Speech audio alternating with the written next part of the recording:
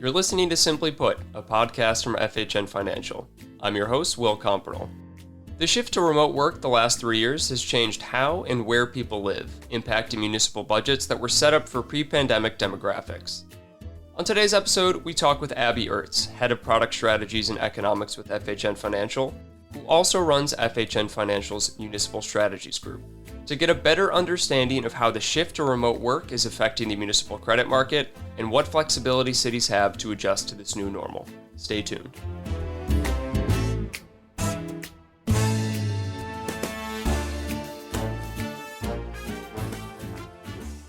Coming up soon, our interview with Abby Urtz of FHN Financial. But first, a quick market update.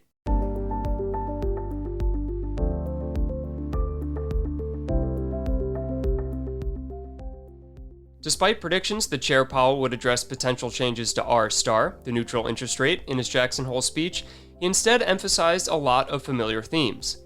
The Fed will be data-dependent in its policy decisions. The PCE Supercore represents the Fed's best idea for underlying inflation, and price stability is essential to achieving the Fed's dual mandate. In early trading after his speech, market expectations now feel another hike in November is more likely than not. Other Fed officials provided mixed commentary this week, some believing the Fed should pause rates soon, while others believe more work needs to be done.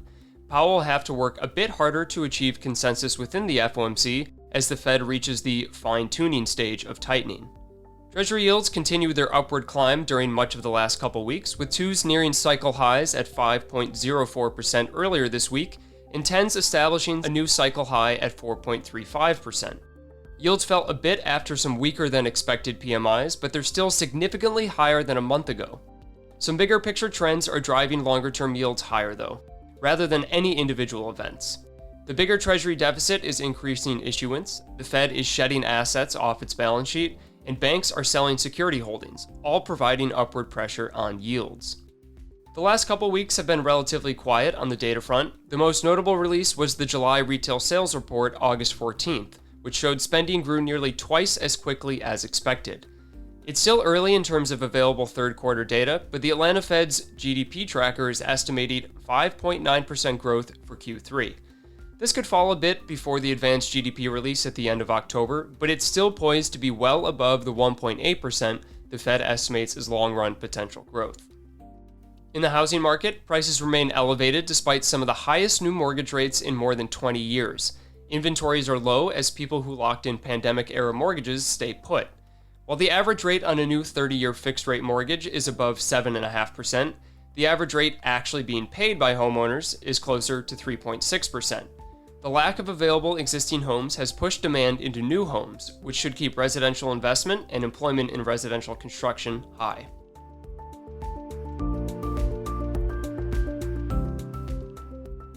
That's all for the market update. Now, our interview with Abby Urtz.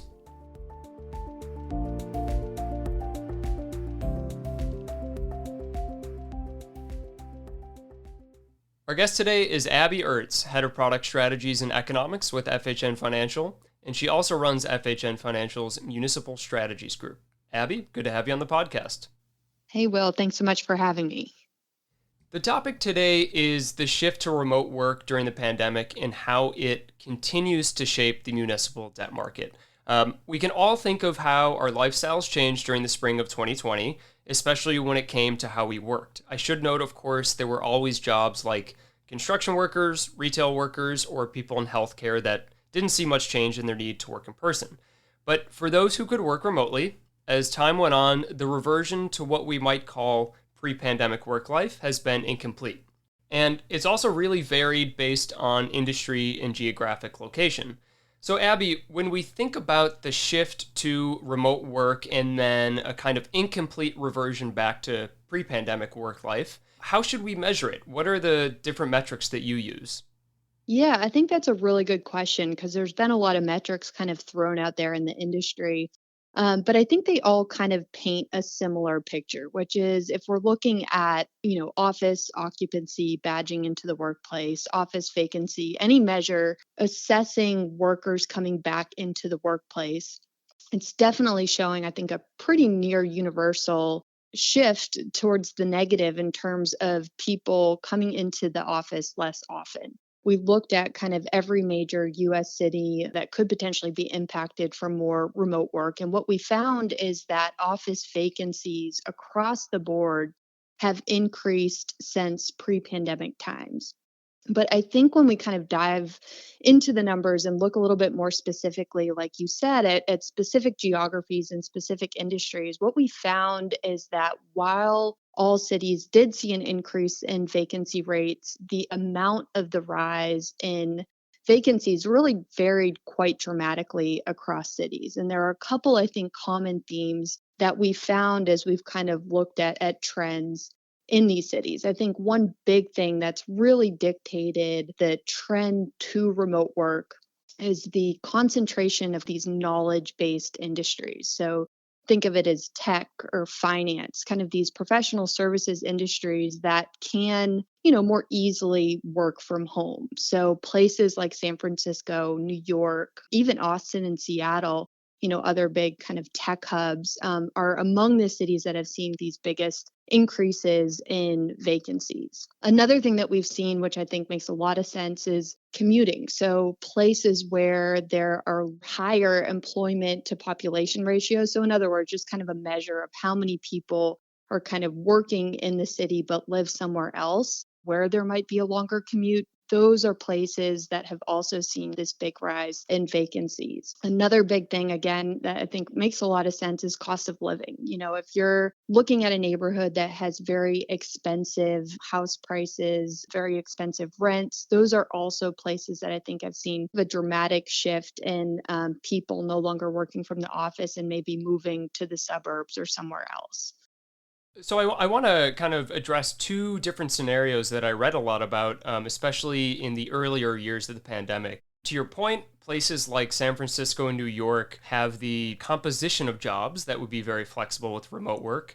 And they also have, they're cities with a higher cost of living. So the way that I see it, there could be two forces in this remote work bucket.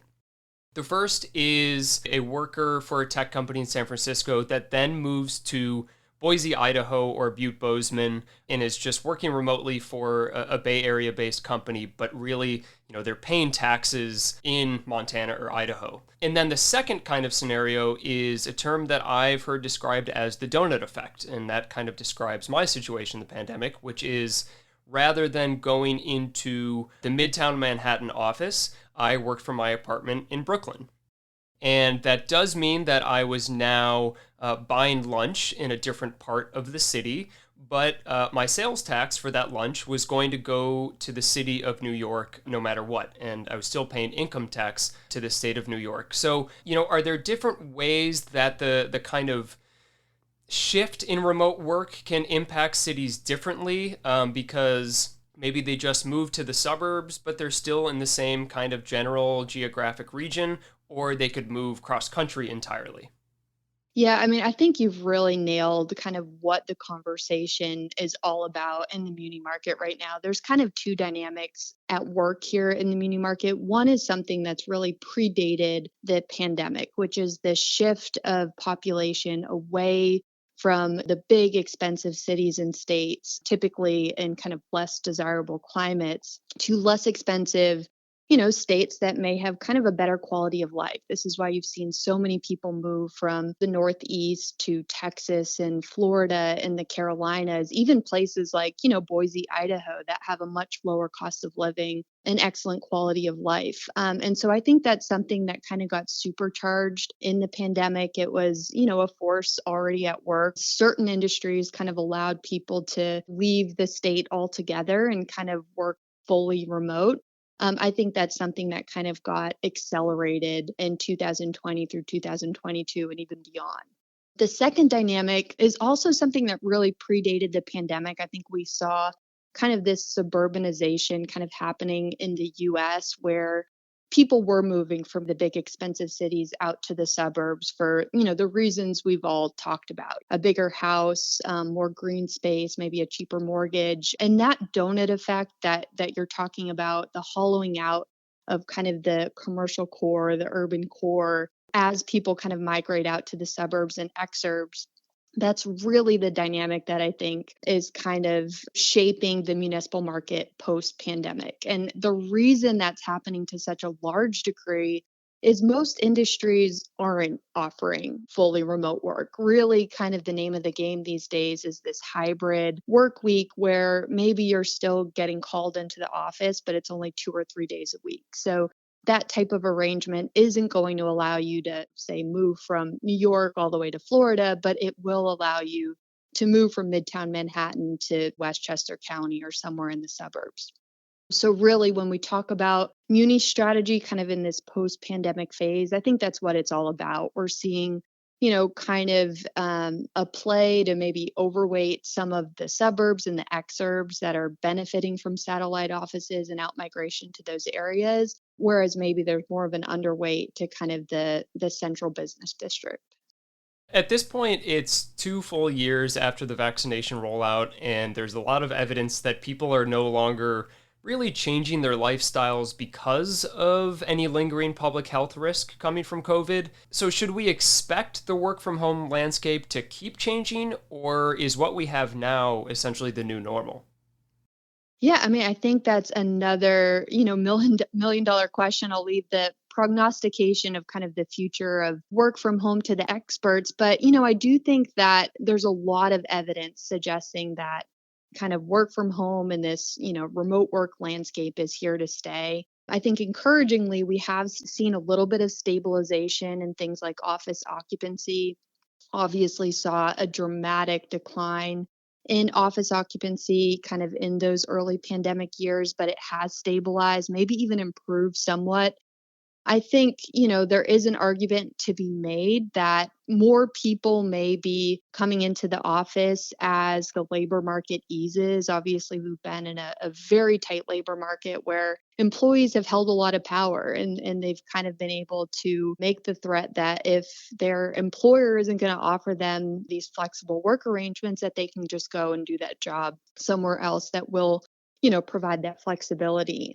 So as the labor market stabilizes, we could see a little bit of improvement. But, I think especially as analysts in the muni market, one thing we all have to come to terms with is we're not going back to pre-pandemic times. I mean, office occupancy was already in secular decline kind of pre-pandemic, and I don't see any major kind of return to work anytime in the near future. So that means that cities have a really big reckoning to do. I mean, and I think that conversation is already well underway in a lot of these areas that are impacted, which is they have to reimagine and kind of reinvent the commercial core. No longer can we have these kind of office centric, dense urban spaces. They're going to have to be reimagined to create more of kind of this mixed use type of neighborhood where it's not just office, but also residential living and recreation space and retail, all combined in one that'll attract more people to those traditionally office centric places. And like I said, that is happening. I think places like New York and San Francisco have created task forces, they've created legislation to kind of streamline approvals for rezoning a lot of this commercial space. A lot of the conversation right now is about being able to rezone commercial space into residential or even hotel space. So that's very much underway. I think the problem there is that's a big task. It's not something that's going to happen overnight. A lot of experts have said that's kind of a 4-year process between design and city approval and then the actual construction and redevelopment. So we're still probably a few years away from kind of retrofitting some of these commercial spaces into apartments and condos. So whether that's successful is still kind of yet to be seen, but I know there's tremendous effort at the city and state and even federal level to do this. But, I think unfortunately what comes with that for municipal governments is higher liabilities. I think rezoning is great, but it's certainly not a silver bullet. It's going to be logistically challenging to change these floor plans from office space to apartments or condos. And most likely that's going to require some subsidies on the part of governments. And in fact, I think a lot of the success stories and kind of this adaptive reuse have been in places where there have been large government subsidies to kind of fund some of this redevelopment. So, like I said, from a credit perspective, it does pose some challenges. Government debt will probably rise to fund this, but I don't think it's an insurmountable challenge. I think that's a really interesting point to bring up the incomplete flexibility that cities have to adapt to this change. Because when people started to work remotely in the spring of 2020, or as they've shifted where they work, they can kind of make that decision overnight as they choose. But cities, of course, just the nature of government can be quite slow. When it comes to the finances of cities, how have different cities decided to cope with this change in that respect? Because, of course, cities, as we've talked about, have experienced the pandemic shift differently, but they also fund their budgets differently. Is this something that cities have managed to adapt to, or is adjusting their kind of funding structure also something that takes some time and we haven't been able to see an immediate change? Yeah, I mean, I think you make another really excellent point, and I'm going to kind of build on your comment from earlier. The political process to make these changes and just the construction process it's a very slow process. But fortunately for municipal governments, the revenue impact, believe it or not, is also a very slow process. The way that municipal government tax structures are designed really kind of delay the impacts of market value changes on the budget. The assessment process, if commercial property values kind of decline, whatever it is, 25%, 40% overnight, that's not going to be realized, that impact one for one by city government tomorrow. That's something that's going to take years to develop because the process of reassessing these properties take on the short end maybe a year. Many cities, it's taking 3, 4, even more years for those changes in market value to show up in the kind of the tax assessment base. It takes even longer for them to receive those receipts. And then on top of that, there are also structures in place to kind of smooth the market value changes over time. So I think a great example is in New York City. They basically smooth market value changes over a 5-year period, which, I think is smartly designed so that, governments have time to respond to these types of large potential changes in commercial real estate values. It gives kind of the political process time to adjust. There's also systems out there. I mean, San Francisco is probably the most unique structure in terms of how this could potentially play out for property tax revenues, which is, they basically have this thing called Prop 13 out there in California that limits the growth in the assessed value base to 2% per year. But as we all know, the actual appreciation, in the San Francisco metro area in terms of housing values and commercial real estate values has far exceeded 2% annually. So, what this means for San Francisco office properties is that they're oftentimes significantly underassessed. So, in other words, these owners are paying taxes on an assessed value that is far below the actual market value of the property. So, the way this works in actuality is that if a property hasn't been sold in a long time, once it changes hands, that assessed value actually resets to the market value. And so this means that they can kind of incur these significant declines in market value without actually impacting the property taxes owed.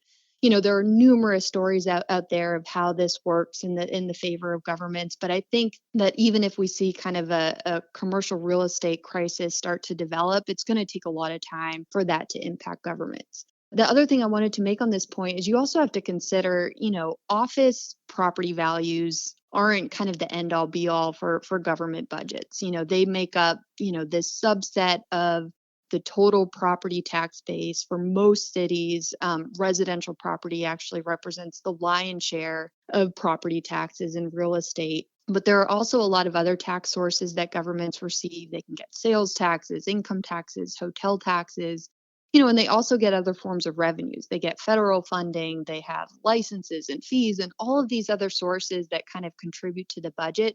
So when you actually run the numbers and see what the potential impact to the budget could be, even in this kind of doomsday scenario for office values, it's actually a very, in my view, a pretty manageable impact. And so obviously, we'll kind of have to wait and see exactly how it all plays out. Governments will have to make sacrifices. They'll have to cut department budgets.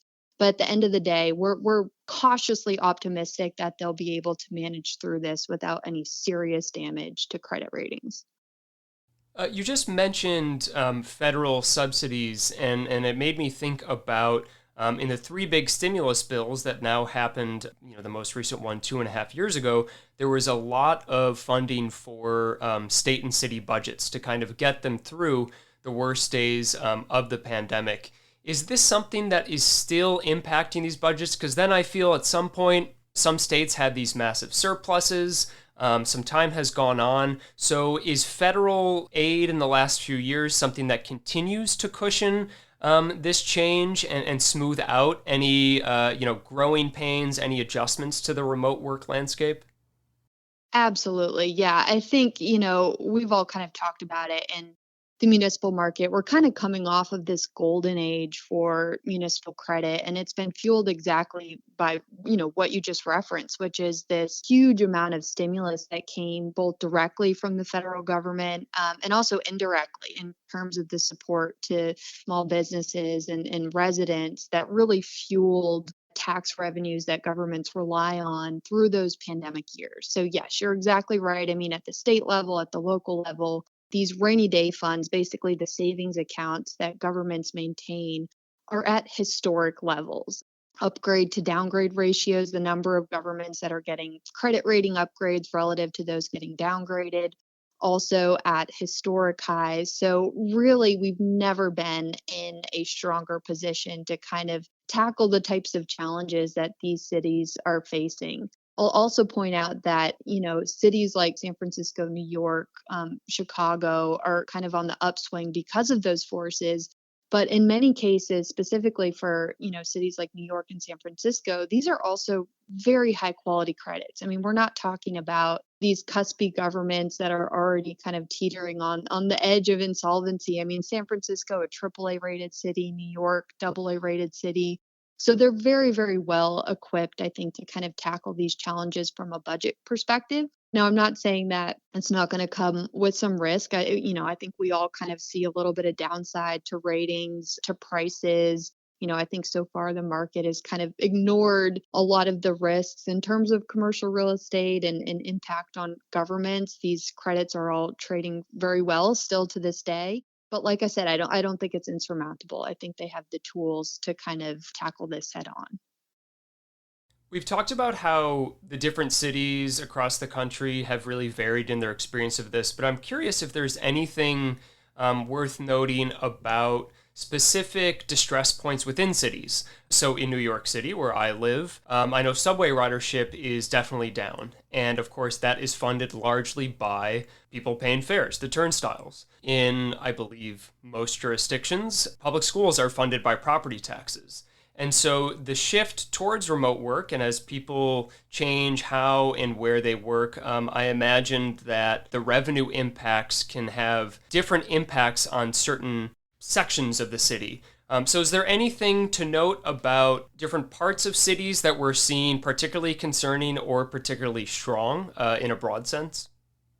Yeah, I mean, another great question. And I think this speaks to kind of the diversity in the municipal market. I mean, this is not a homogenous market where we're just talking about, the city of New York or city of San Francisco. I mean, there are all sorts of different credits that make up the municipal market that are located in these areas, and some are going to do better than others. And also, they all really have different considerations in terms of the revenues that drive these entities and also the potential liabilities that might be involved. So, to kind of answer your question on potential areas of risk, I think you hit on one, which is public transit.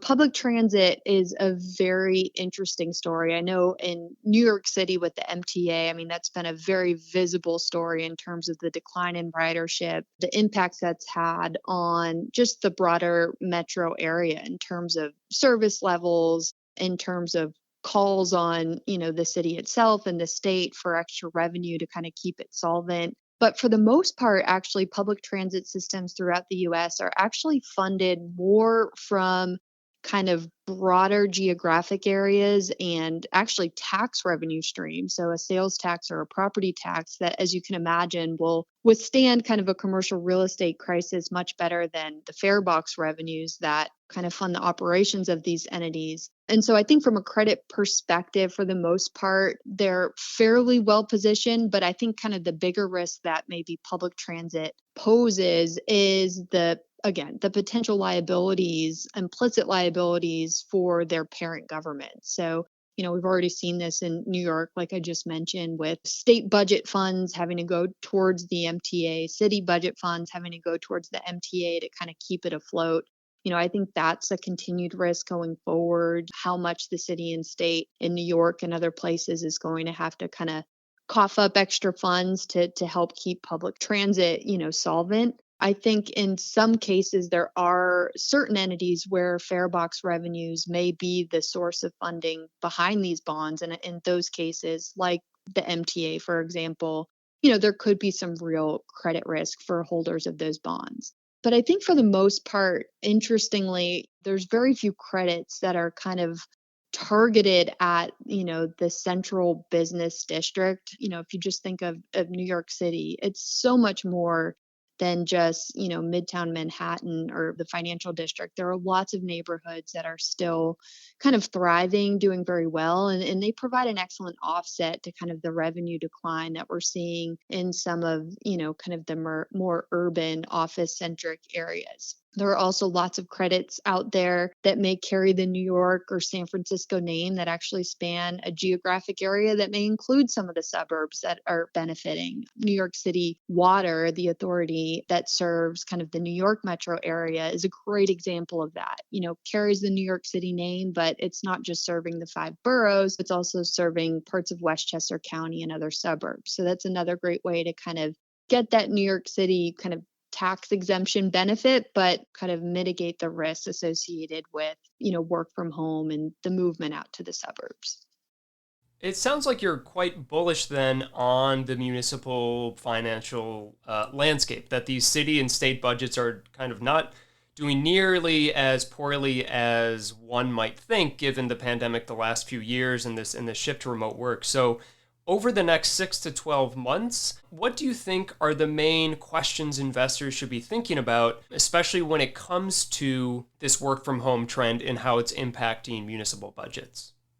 Yeah, I think it's great that you worded that in terms of kind of the 6 to 12-month time frame, because I think it's actually all about that. I mean, this is going to be a process that takes time to play out.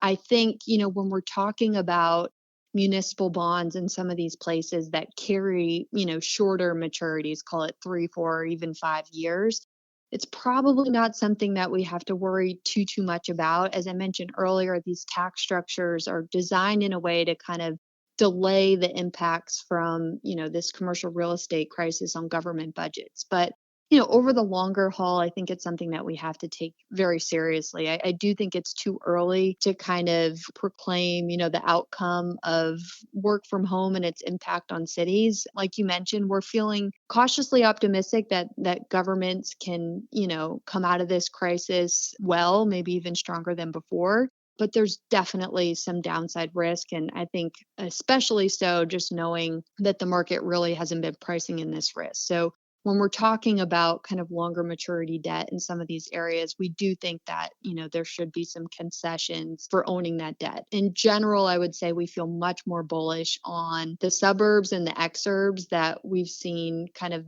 benefit from migration flows even before the pandemic. So that's kind of where we focused our own strategy, is in not only the suburbs, but again, kind of the lower cost areas and portions of the South and portions of the West that continue to kind of benefit from migration flows. And we expect that to continue kind of in the post-pandemic phase.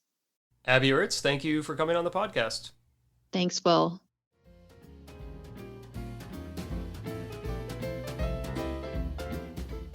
That was Abby Urtz of FHN Financial. We all know that remote work has changed so much of how we work and live, but I think it's really interesting to hear from Abby about how these impacts are felt differently across different cities. How the different population shifts and composition of jobs can be big drivers in how cities have changed the last 3 years. I'll also say that I was pleasantly surprised to hear municipal budgets are faring better than you might expect, whether it's from budgets being structured to smooth out revenue fluctuations or from federal support. Next week, market focus returns to the economic data, with July PCE released on August 31st and the August employment report out on Friday, September 1st. Along with the August CPI out September 13th, these will be the biggest reports shaping expectations going into the September 20th FOMC meeting. Market expectations still show a very low probability of the Fed raising rates by 25 basis points in September, but attention will be on the new dot plot from that meeting, which will signal where FOMC participants believe Fed policy will be at the end of this year and next year. The upward movement in yields the past month have moved the yield curve closer to pricing in the no landing scenario that's in our forecast. We still think the curve is at risk of further bear steepening from Fed funds going higher than markets expect, and the Fed pausing for longer than markets expect. Fed funds futures show an expectation for rate cuts to begin June of next year, but we believe the Fed will stay at its terminal rate through the third quarter of 2024. That's all for today's episode. Thanks again for listening. I'm Will Comperl, macro strategist with FHN Financial. This episode was edited by Bill Stanfield. Don't forget to like and subscribe to Simply Put wherever you get your podcasts. Email simplyput@fhnfinancial.com with any questions, comments, or concerns.